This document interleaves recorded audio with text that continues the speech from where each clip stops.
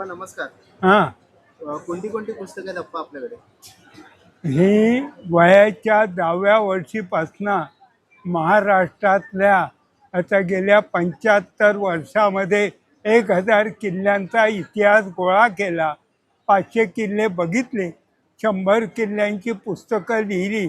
ज्या वेळेला इतिहास बोलत नाही त्यावेळी भूगोल बोलतो आणि भूगोल बोलत नाही त्यावेळी विज्ञान बोलतो.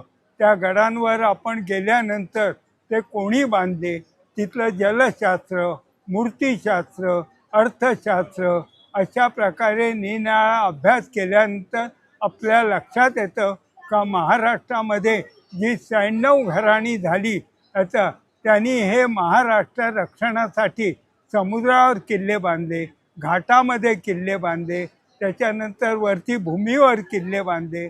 तर असे निनाळे किल्ले लहान मोठे जवळजवळ 1000 आहेत आणि ते निनाळा राजघराण्याने बांधलेले आहेत. त्या किल्ल्यांवर ज्या लढाया झाल्या त्या जर आपल्याला अभ्यासायच्या असतील तर महाराष्ट्रामध्ये जी घराणी निनाळी झाली सातवाहनापासनं तर त्याच्याबद्दल आपण अभ्यास केल्यानंतर आपल्याला त्या किल्ल्यांचं महत्त्व, वास्तुशास्त्र वगैरे लक्षात येतं. आणि हे जर नाही केलं तर सर्वभक्षी काळ आणि भूभक्षी मानव ते किल्ले काळाच्या ओघात नष्ट करून टाकेल आणि नंतर रामायण महाभारत सारखा शिवभारत हा इतिहास त्यांनी रायरेश्वर देवस्थान स्थापन केलं आणि नंतर जाऊन आदिलशाहीवर हल्ला केला.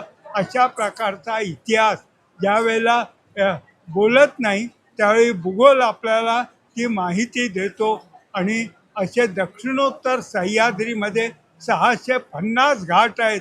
त्या घाटांना इतिहास आहे, परंतु काळाच्या ओघामध्ये किंवा वाहतुकीच्या साधनामध्ये ते घाट हळूहळू आता कोणी वापरत नाही आहे.